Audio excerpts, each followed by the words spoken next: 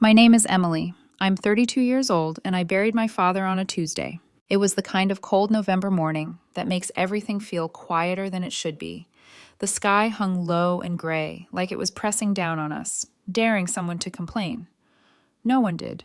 My father, Kenneth Carter, had been sick for 6 months. Lung cancer. It moved fast, faster than any of us were ready for. We went from treatable to hospice in 8 weeks. He was 67, a retired firefighter.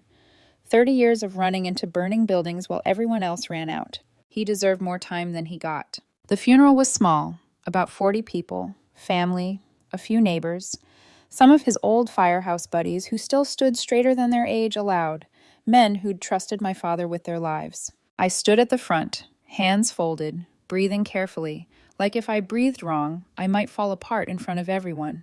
Beside me stood Cole Harris, my boyfriend of 2 years. We'd been talking about marriage. Not engaged yet, but close enough that everyone assumed it was coming. Wedding Pinterest boards, hypothetical guest lists. When we get married. Conversations that felt warm and safe. Cole looked the part that day. Black suit, somber expression. His hand wrapped around mine during the service, squeezing gently whenever my voice cracked during the eulogy I barely managed to finish. People told me afterward how supportive he seemed. I thought so too. My father wasn't so sure. He never said it outright. He just made jokes, quiet ones. Has Cole asked about the pension yet? He'd chuckle when Cole wasn't around. Make sure he loves you, Em, not the life. I told myself it was the cancer talking, the fear. Dying parents get protective, right? The service ended around 10. We drove 15 minutes to the cemetery. The wind picked up there, cold and sharp, cutting through coats like it had a point to prove. We stood in a semicircle as the casket was lowered. I threw the dirt like you're supposed to. The sound of it hitting the wood cracked something open in my chest. People began to drift toward their cars. Quiet murmurs, sniffles. My Aunt Linda was already talking about the reception at Dad's house. Food, coffee, a place to remember him without standing in the cold. That's when Cole leaned in. His arm was still linked through mine, his mouth close to my ear. So, he whispered, casual, almost thoughtful. Who gets his pension now? We could really use that extra money. I froze. Not metaphorically, physically, like my body forgot how to move. He kept talking. I mean, it was what, around $3,000 a month? That could help a lot with the wedding. Maybe we could upgrade the honeymoon suite in Bali. I could feel my heartbeat in my ears. My fingers went numb. 6 feet away, my Aunt Linda had turned. Her face changed in real time. Confusion, then disbelief, then something sharp and cold. My cousin Mike heard it too. I saw it in his eyes. Cole didn't notice. We should talk to a lawyer this week, he continued. There might be survivor benefits. I mean, you're his daughter, right? I gently pulled my arm free. Cole, I said quietly. He looked at me, finally noticing my face. What? Aunt Linda heard you. He glanced over, shrugged slightly. Well, it's just practical. Someone has to think about these things. At my father's grave, while the dirt was still fresh, Aunt Linda walked over. She was small, but when she spoke, people listened. You need to leave, she said. Cole laughed, uneasy. Excuse me? You heard me. Get in your car. Now. He turned to me, expecting backup. Emily? I stepped aside. You should go, I said. His face flushed. Over one comment? Rachel, my sister, had come closer now. What's going on? He was asking about your father's pension, Linda said flatly, about using it for their wedding. Rachel's expression hardened. Get out. Cole looked around at the stairs. You're all overreacting. Go, I repeated. He stalked toward this parking lot, shoes sinking into the grass with every step. No one followed him. Aunt Linda hugged me without saying a word. And standing there, watching the space where my boyfriend had been moments earlier, I couldn't stop thinking about one thing. He didn't say this could help you. He said we could use it, like my father's death was already a budget line item. The reception at my dad's house started the way these things always do. Quiet, heavy, polite. People filled their plates because that's what you do when grief doesn't have anywhere else to go. Casseroles, sandwich platters, coffee that tasted burnt no matter how much cream you added. My father's living room slowly filled with stories instead of silence. Someone talked about the time Dad pulled a kid out of a collapsed building. Someone else laughed about how he once showed up to a call in my mom's old station wagon because his truck was in the shop. I smiled when I could, nodded, hugged people. Inside, I felt hollow. My phone buzzed in my pocket. I didn't have to look to know who it was. Cole called 4 times in 2 hours. I ignored everyone. Then the text came. I'm sorry if I upset people. Call me when you can. Not I'm sorry for what I said, just if I upset people. Like the problem was the reaction, not the words. At 3 o'clock, Martin Grayson arrived. My dad's lawyer. He'd handled Dad's estate planning for 15 years. Quiet, precise, the kind of man who spoke slowly and only when it mattered. He'd attended the funeral, but stepped out during the reception to give us space. Now he stood in the doorway, briefcase in hand. It was time. We gathered in the living room. Me, my sister Rachel, Aunt Linda, Uncle Tom, a couple of cousins, people named in the will, standard stuff. Dad wasn't rich, but he was careful. Martin sat, opened his folder, adjusted his glasses. Before we begin, he said, I want to note that Emily and I met last week to make some final adjustments at her father's request. Rachel turned to me, surprised. You didn't tell me that. I hadn't. I didn't know how. We'll address that shortly, Martin said. Let's start with the standard provisions. He went through them calmly. The house to Rachel and me jointly. Dad's truck to Uncle Tom. Personal items divided among family. His savings, about $40,000, split evenly between me and Rachel. Then Martin paused. Now, he said, regarding Kenneth's pension. The room went very still. As you know, your father received approximately $3,200 a month as a retired firefighter. Upon his death, survivor benefits typically continue at 70% to a spouse, or under certain conditions, to a dependent child. I swallowed. Cole had been right about one thing. There was money there. Not a fortune, but not nothing. Kenneth was very concerned about ensuring this money went to the right place, Martin continued. So last week, he, Emily, and I restructured the beneficiary designation. Rachel looked at me again. Why last week? Dad asked me to, I said quietly. Martin nodded. The survivor benefits, approximately $2,200 a month, will be paid to Emily for 10 years, or until she marries, whichever comes first. Should Emily predecease her sister, the benefits will transfer to Rachel. Rachel frowned. Why did he change it? Before I could answer, the front door opened. I didn't need to turn around to know who it was. I'm sorry I'm late, Cole said brightly. Traffic. He was still wearing black, like he'd stepped straight out of the cemetery and into my father's house like nothing had happened. Every head turned. What did I miss? Martin cleared his throat. We're in the middle of a will reading. This is family only. I'm Emily's boyfriend, Cole said, moving closer. I'm basically family. I met Martin's eyes. It's fine, I said. He should hear this. Cole sat next to me on the couch and took my hand. I didn't pull away. Not yet, Martin continued. As I was saying, the pension benefits are placed in a restricted trust. Cole's fingers tightened. Emily receives the monthly payments, Martin read, but they may only be used for housing, education, or medical expenses. The funds may not be used for luxury purchases, weddings, honeymoons, or transferred to non-family members. I felt Cole go rigid beside me. Additionally, Martin said, pulling out another document, should Emily become engaged or married, her fiancé or spouse must sign a prenuptial agreement specifically excluding any claim to these pension benefits. The funds remain Emily's sole property and are untouchable in any divorce proceeding. The room was silent. Cole slowly pulled his hand away from mine. Rachel's eyes widened, then softened, understanding dawning. Martin looked directly at Cole. These provisions were added 1 week ago, he said evenly, after a conversation Kenneth had with Emily regarding concerns about her relationship. Cole's voice came out tight. What concerns? My chest felt heavy, but my voice was steady. My dad didn't trust you. The words landed harder than I expected. He thought you were with me for money, I continued. I told him he was wrong. He asked me to prove it. Cole stared at me. How? By making these changes, I said. He said if you loved me, the pension wouldn't matter. If you didn't, it would. Cole stood up abruptly. That's manipulative, he snapped. That's controlling me from beyond the grave. Is it? I asked. Because he's been dead less than 8 hours, and you were already asking how to claim his pension at his burial. I was being practical. You said we could use it for Bali, I said. You were counting money that came from my dad's death before we'd even finished burying him. I didn't mean it like that. Then how did you mean it? He opened his mouth, closed it. That pause said everything. I need to talk to you privately, he said. No, I replied. Emily? Say it here, I said. Everyone heard you at the cemetery. They can hear the rest. Cole looked around. At Rachel's cold stare. Aunt Linda's crossed arms. My cousin's discomfort. Fine, he said. Yes, I mentioned the pension. Yes, I was thinking about our future. That doesn't make me a gold digger. It makes me realistic. At my father's grave, I said quietly. Your father is dead, he snapped. That's tragic, but life goes on. Bills don't stop just because someone died. Our future? I repeated. Tell me something, Cole. Did you care about my dad at all? He didn't answer.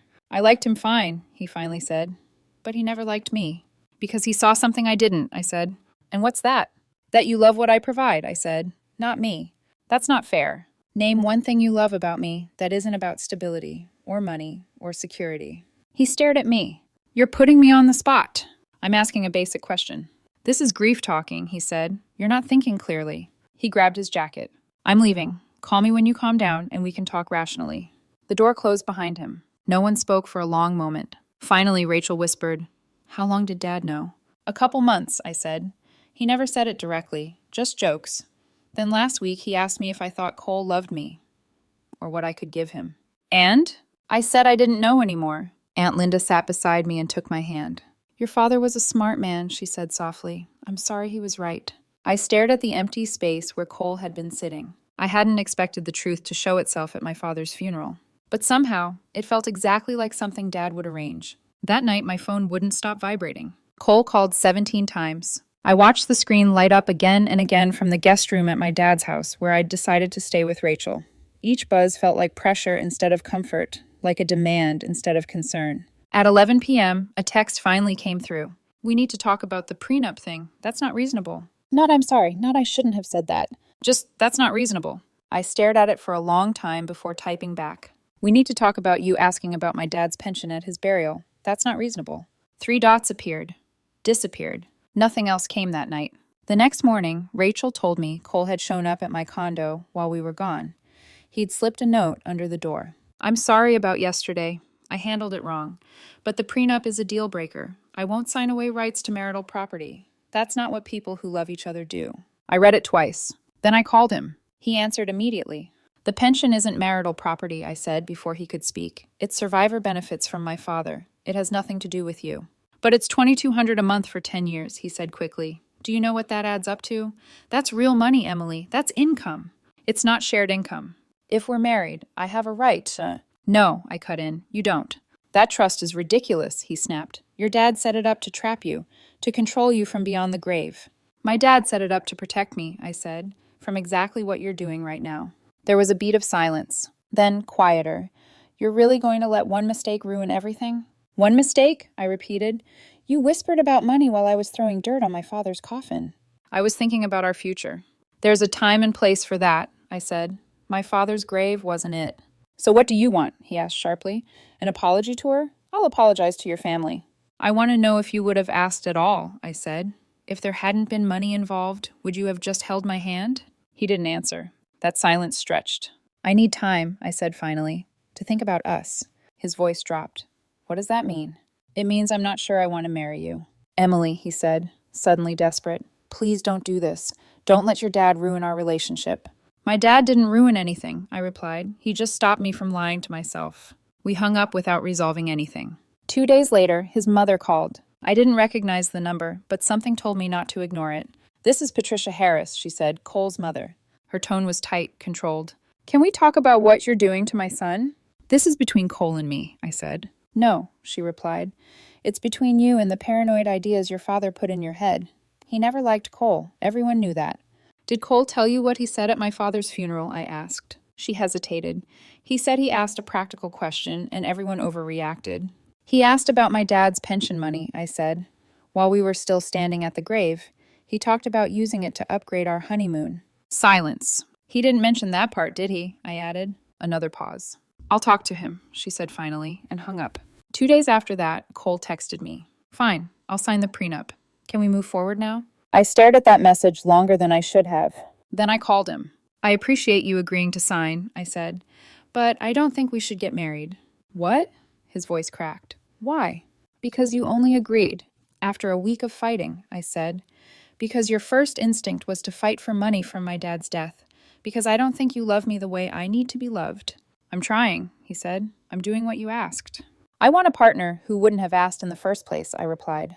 I want someone who would have been focused on me, not on how to benefit financially. So that's it? He asked bitterly. 2 years gone? Yes. This isn't fair. My dad dying at 67 wasn't fair, I said, but here we are. He accused me of choosing a dead man over a living one. I didn't argue, because deep down I knew the truth. I wasn't choosing my father. I was choosing myself. After I ended things, the silence didn't last. It never does. Cole swung between extremes. Apologies so carefully worded they sounded rehearsed, followed by anger sharp enough to sting through a screen. First came regret. I know I handled things badly. I was under pressure. I was trying to think long-term for us. Then came resentment. You let your family poison you against me. Your dad never gave me a chance. That trust is humiliating. I didn't respond. Not because I didn't have answers, but because every message confirmed the same thing. He wasn't mourning my father. He was mourning access. A week after the funeral, he showed up anyway. I was back at my condo, trying to reclaim some sense of normal. Boxes of sympathy cards sat unopened on the counter. My dad's jacket still hung on the back of a chair where I'd dropped it. The knock came just after 7. I opened the door and found Cole standing there, jaw tight, eyes tired. Can we talk? He asked. Against my better judgment, I stepped aside. He didn't sit, he paced. I signed the paperwork, he said quickly. The prenup. I'll sign whatever you want. This doesn't have to end. I crossed my arms. You already said it was a deal breaker. I said that before I understood how serious you were. That wasn't the reassurance he thought it was. You counted the money, I said, out loud, to my face. It was hypothetical. It was immediate. He stopped pacing. Do you have any idea what it feels like to be told you're not trusted? To be treated like a thief before you've done anything wrong? Do you have any idea what it feels like, I asked, to bury your father and have your partner whisper about cash flow? He looked away. That trust makes me feel small, he said. It makes me feel safe, I replied. He scoffed. From me? Yes. That was the moment his expression changed. Not anger, not sadness. Something colder. So I'll never really be your equal, he said. I'll always be the guy your dad warned you about. No, I said softly. You became that guy all on your own. His voice rose. You think you're better than me because you don't care about money? I care about timing, I said, and respect. He laughed bitterly. You're choosing pride over partnership. I'm choosing boundaries over regret. We stood there, staring at each other, both realizing there was nothing left to say. He left without another word. 2 days later, his mother called again. This time she didn't yell. She cried. You've destroyed him, she said. He can't eat. He can't sleep. You took away his future. I didn't take anything, I replied. I just didn't give him what he thought he was owed. You didn't even need that money. That money isn't the point, I said. And it never was. She hung up on me. Rachel later told me something I hadn't known. At Thanksgiving last year, she'd overheard Cole on the phone in the hallway. He's a good one, he'd said to someone. Stable, set. I'm lucky. At the time, Rachel had brushed it off. Now, it felt different. Every memory rewrote itself. Every compliment, every future plan. Not lies, but calculations. The prenup was signed the following week. I filed it away, and I never looked at it again. Because by then, the fight wasn't about money. It was about the moment I realized love doesn't feel like negotiation. 3 days after the prenup was signed, my phone rang again. I almost didn't answer. The name on the screen made my chest tighten. Patricia Harris. I took a breath and picked up. I hope you're happy, she said without greeting. You've ruined my son's life. I leaned against the kitchen counter, eyes closed. I didn't ruin anything, I said. I just stopped pretending. You threw away 2 years over money you didn't even need, she continued. Over paranoia planted by a dying man who never liked Cole. I opened my eyes. Did Cole tell you what he said? I asked quietly. There was a pause, not the defensive kind, the uncertain kind. He told me enough, she said. No, I replied, he didn't. I repeated it, slowly, word for word. How Cole leaned in while dirt was still being thrown onto my father's coffin. How he whispered about the pension. How he said we could use it. How he talked about Bali. When I finished, the line was silent. Finally, she spoke. Her voice was different now. Thinner. He said it was later, she said. He said it was private. It was neither, I answered. Another long pause. I'll talk to him again, she said, weaker this time. I think you already know, I said gently. She hung up. That was the last time we spoke. Cole reached out one final time that night. A voice message. His voice was quiet, controlled. I signed everything, he said. I did what you wanted. I don't understand why that isn't enough. I didn't call him back. Because it wasn't about compliance. It was about instinct. And his instinct had spoken loud and clear when he thought no one was listening. I sent one last text. I'm not ending this because you wouldn't sign. I'm ending it because you argued about it at all. He replied within seconds. You're making a mistake. I stared at the screen. No, I typed. I'm finally listening. Then I blocked his number, blocked his email, muted mutual friends who tried to mediate. Aunt Linda told me my father would have been proud. Rachel admitted she'd never liked Cole but hadn't wanted to interfere. Dad saw it, she said, before we did. The weeks that followed were quiet. Not peaceful, not yet, but honest. Grief came in waves. Some days I couldn't breathe without thinking about my father. Other days I could talk about him and even laugh. What surprised me was how quickly the grief over Cole faded. Because once I stopped defending him in my mind, there wasn't much left to mourn. The relationship hadn't ended at the funeral. It had ended the moment he whispered. I just took a little longer to admit it. It's been 3 months. Some days that feels like a lifetime. Other days it feels like nothing at all. Grief doesn't move in straight lines. It circles. It doubles back. It surprises you in grocery store aisles and quiet moments before sleep. Some mornings I wake up thinking about my father's laugh. Other mornings, I wake up already tired, like I ran all night without knowing why. But I'm okay. Better than okay, actually. The trust pays out exactly the way Martin said it would. Every month, steady and quiet. I don't touch most of it. I use some to help Rachel with her student loans, the kind of help my dad would have insisted on giving if he were still here. The rest sits where it's supposed to.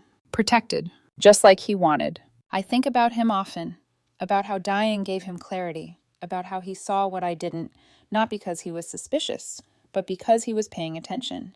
He never tried to control my life. He just made sure that when the truth finally surfaced, I wouldn't be the one left exposed. 2 months after we broke up, I heard through mutual friends that Cole was engaged. Apparently, he met her through work. Apparently, they'd been talking for a while. I don't know if it started before my dad died or after. I don't really care. Either way, it didn't surprise me. His mother sent one final message. I hope you're happy. You destroyed my son over money. I didn't respond. But if I had, I would have said this. Your son destroyed his own future the moment he revealed what mattered to him at the worst possible time. I didn't ruin anything. I just stopped ignoring it. My father used to say something that never made sense to me until now. People show you who they really are when life gets hard. When things are easy, anyone can pretend. He was right.